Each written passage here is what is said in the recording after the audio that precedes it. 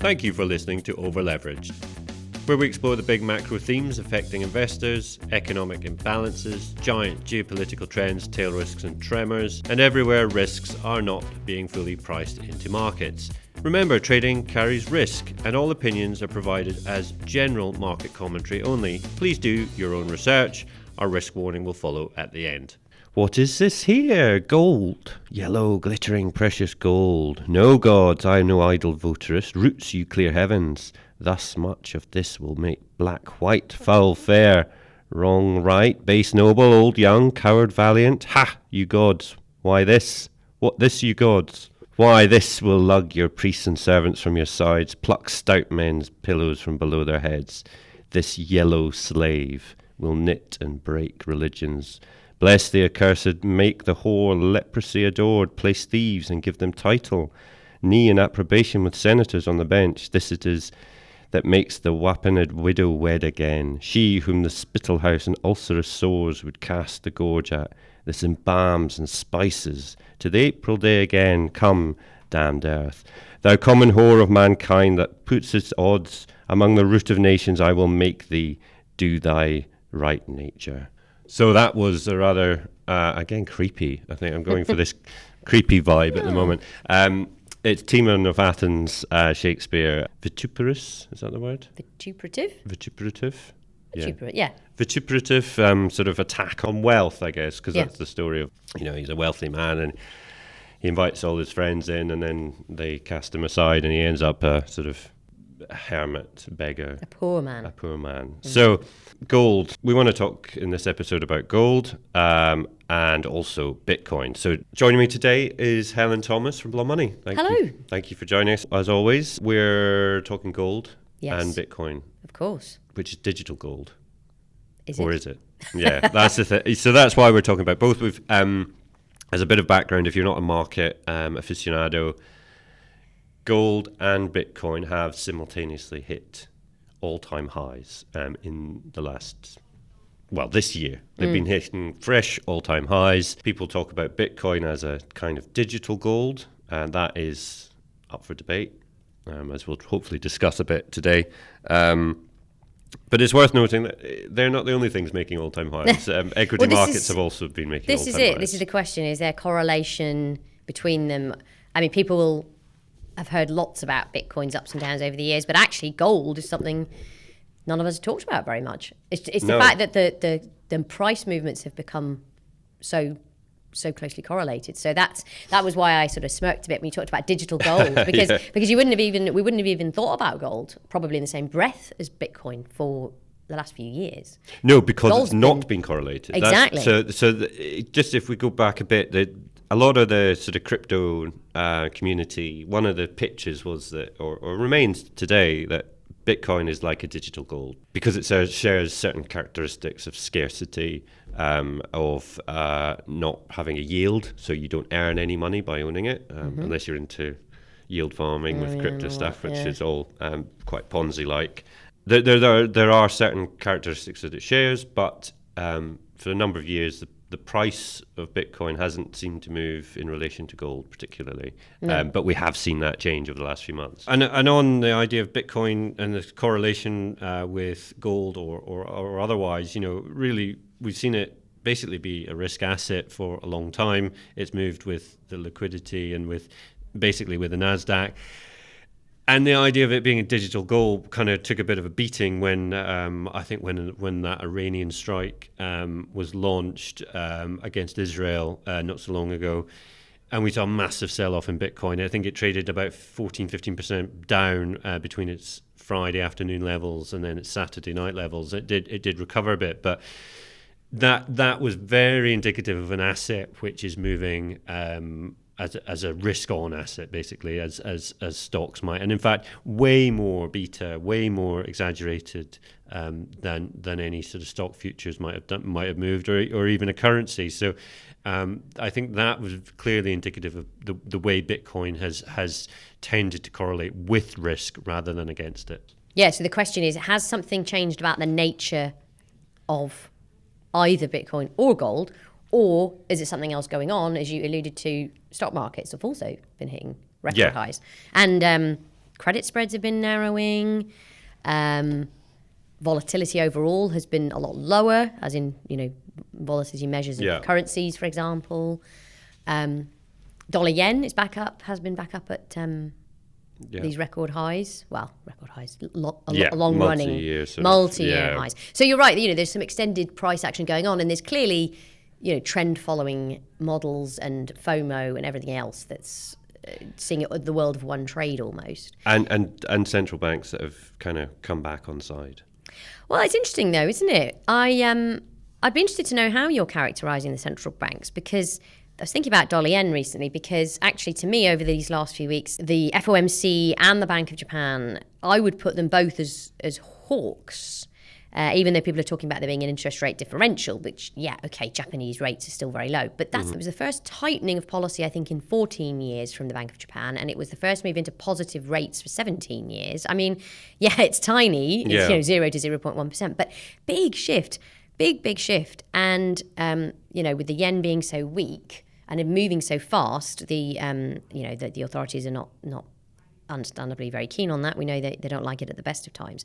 So I actually think that, and then when you come to the Fed, the Fed, sorry to harp on about this, we'll come back to the specifics of Bitcoin and gold, but it's relevant because the Fed, they pivoted, in inverted commas, in December, but except all of their forecasts were showing higher inflation, higher growth. They did that again in March with the Summary of Economic Projections, higher growth this year, higher inflation. Okay, so then they're starting to remove cuts from the outlook, but not that much. And actually, what you should really be thinking is, so the economy's doing really great guns in America. Like maybe they don't need to move rates even at all. Yeah, so if they're revising their forecasts for higher growth and higher inflation, all else equal, they should be having fewer cuts. Yeah, so they should have tighter policy. Fewer cuts. They don't need looser policy. And actually, all those moves that we've seen in risky assets, that actually loosens financial conditions themselves, because you can imagine that if equities are at highs, and then it's cheaper to issue bonds, then it just is a sort of supposedly virtuous circle. And financial conditions have been loosening since 2022, so they've been despite the series of interest rate which is amazing actually. Financial conditions have loosened. And then it feeds on itself, because if financial conditions are loose, people take more risk and they go into assets like perhaps Bitcoin. Although, here's the question, Neil. You talked about the characteristics that they may have in common. Are they now both a safe haven from geopolitics? Because... so this is where we're getting into, if the proverbial hits the fan, what do you want to have? And so there's definitely a geopolitical risk premium that's gone into gold, that's reasserted itself in gold. I have some copy on this somewhere that I wrote, so I should remember it. But it's kind of, while you're looking for that, Neil, what's interesting about that is over historically, gold has been this safe haven. In the time of war or conflict or disaster, go for gold. I mean, that has been actually something that's been centuries long phenomenon. Actually not been that much the case until very recently, in fact, that geopolitics has caused this surge into gold. Because actually, why do you want it? You said yourself, it doesn't yield anything. It's and the correlation costly. the driving force with gold has always been real yields. So what you can expect to earn after inflation. The correlation, I think I wrote a piece a few years back, but broadly will be the same now, which is the correlation of 0.83. That was research that's been done a few years before that, between the real yields and gold. For example, the tips, in America. And real yields are back up. So we're not in negative real yields. We're 2.2% or something on the 10-year tips, which means that you're earning real money after inflation. Just to park your money in, treasuries or whatever. Feels great. Yeah. Or is it? Or is it? Because what was that, the 10-year, did you say? So that's the 10-year. There's a good question here about the US debt position. So the other thing you might think about if you want to lend your money to the US for 10 years is will you get it back? And that normally hasn't been an issue. But Neil is brandishing some paper. So the FT, US facing Liz Truss style market shock as debt soars, warns the watchdog. So the Congressional Budget Office warning that the US, I mean, the US can get away with all this because it's got the dollar. Yeah. That's always been the case. Yeah, but when you said, by the way, what do you want when the proverbial hits the fan? I think dollars. Exactly, but that Honestly, they're suggesting that they can't rely on that. They can't rely on that forever. I mean, the death of the dollar. I mean, we could do a whole series on the death of the dollar and how many times it's been proclaimed and has not happened. Whether it's BRICS coming up with their own currency that nobody actually wants, or their own payment system. Yeah, I mean, the dollar's always been touted as on the decline, but it never is because you've still got the US economy backing it and the US military backing it, and exactly. the whole financial system, which we could discuss in relation to Bitcoin and cryptocurrencies. But the point is, with Bitcoin, no one's using it as a currency. That's why it's gone up. If it were being used, it'd be transacting. It wouldn't. People are buying it to sit on it. And maybe slightly later on we can talk about some of the reasons behind Bitcoin's move. But yeah, on this debt thing, yeah. On the debt point, I was quite shocked by that comment. It's actually, I should say this, you should always look at the source quote, never the headline, even with somebody like the FT, which perhaps historically people have felt would be quite balanced. But the truth is that this head of the Congressional Budget Office did actually specifically refer to the Liz Truss episode, and he said the danger of that could happen in the US, and he also flagged up that it could happen almost out of nowhere. I think that's why he's trying to point to that episode, whereby there's not a steady growth in your debt, and then bit by bit everyone it happens in a flash. Everyone's like, oh, and the yields suddenly spike, and then your credibility is done for. And then you might actually get you've talked about several decades where there's been, death of the dollar has been wildly overproclaimed. But if something like that happened, then that would be a pretty significant dent into the dollar. Not to turn it around overnight, but you'd probably look back in 50 years' time and say, oh, remember that thing that happened in treasury markets when?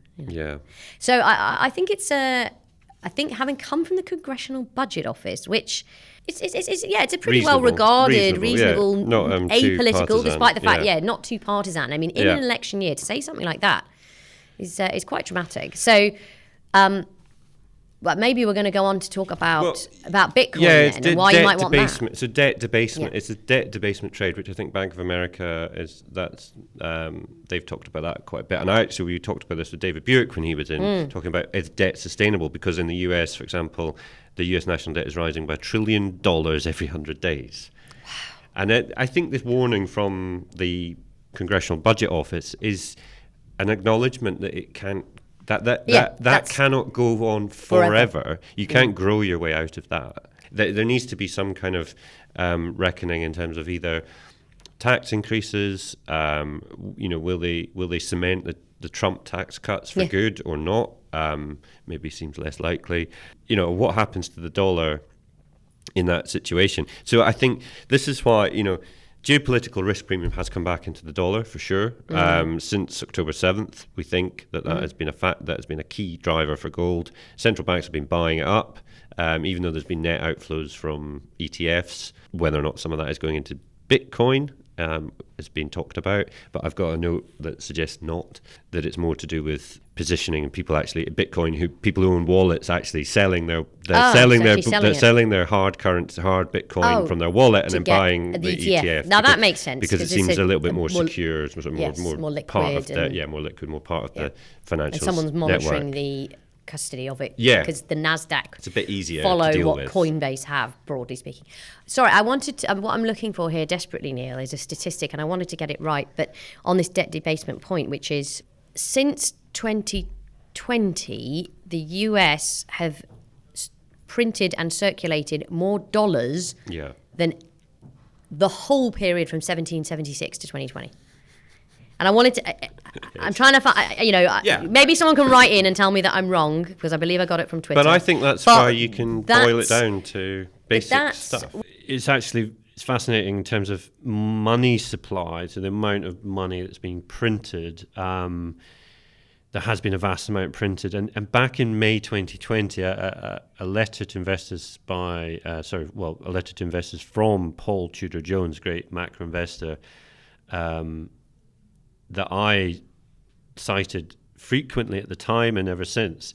He talked about how a simple metric of the gold price to the amount of gold above ground to the M1 money supply, which is the amount of basically dollars there are.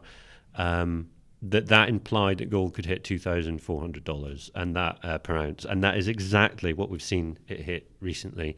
So maybe it's been a bit slow to catch up with the amount of money that's been printed. It's maybe taken geopolitical risk premium to help it on its way, but on a simple fundamental metric like the number of dollars there are to the number of ounces of gold there are, it's bang on.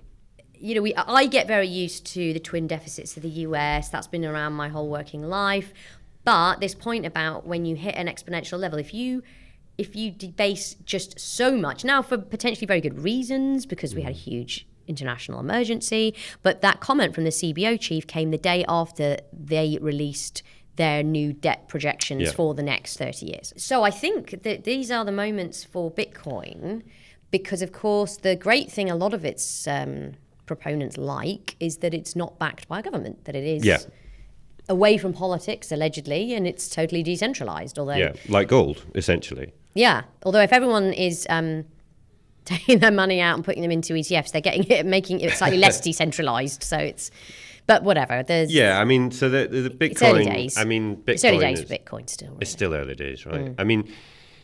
There's a few reasons why it's maybe gone up. The launch of these spot ETFs has been a considerable factor. Massively. There's been significant inflow. I think some of the inflows I saw, mid-March, $2.5 billion in a week. Yeah, it's huge. Followed by some outflows. But so JP Morgan's Nicholas you'll know this name, Panagolotsu.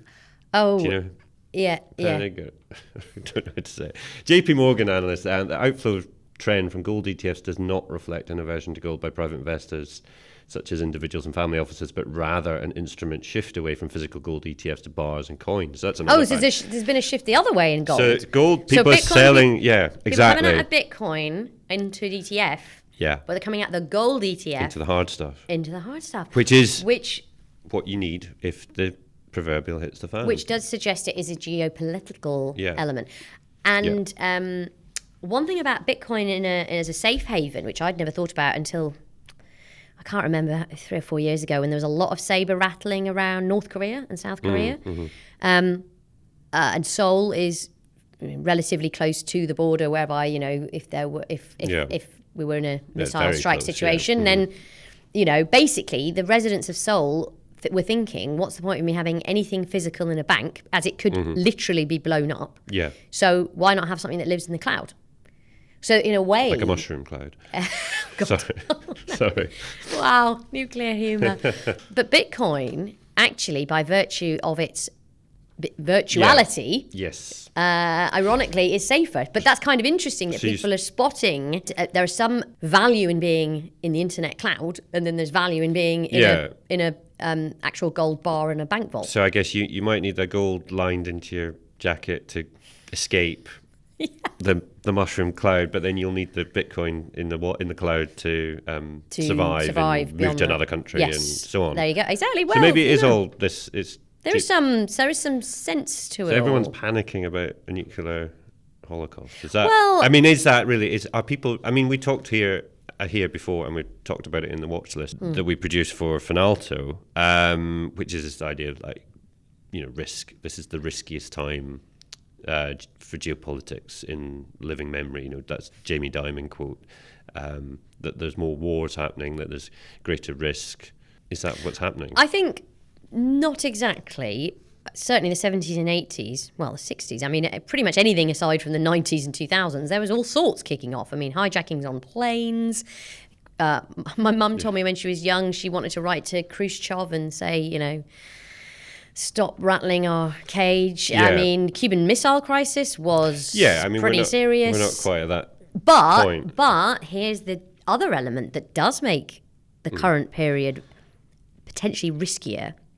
Firstly, the speed with which this moves around the globe thanks to social media. So we know about things so quickly, which is actually not always good, right? So we know that recently Russia's barrage on Ukraine, a missile strayed into Polish airspace for 39 seconds.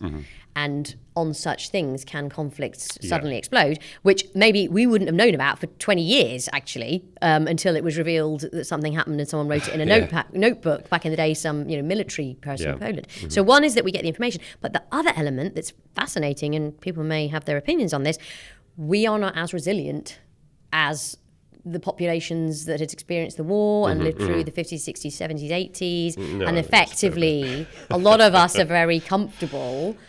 And, we sort of slightly joke about these scenarios. But the British government, I think it was about 6 months ago, put out a note saying, make sure you're ready if the power goes out. Yeah, I mean, you get need your batteries. 36 hours of water, batteries. Yeah. There was a NATO guy saying that a few weeks ago. That's right, yes, exactly. And exactly, a NATO guy saying it. So the risk is there, but we're not necessarily ready for it. Go on, back to no, it's just this gold. So this JP Morgan chat, privacy and tangibility have become a more important consideration for private investors since the pandemic. Physical gold ETFs have a disadvantage in this respect relative to holding bars and coins.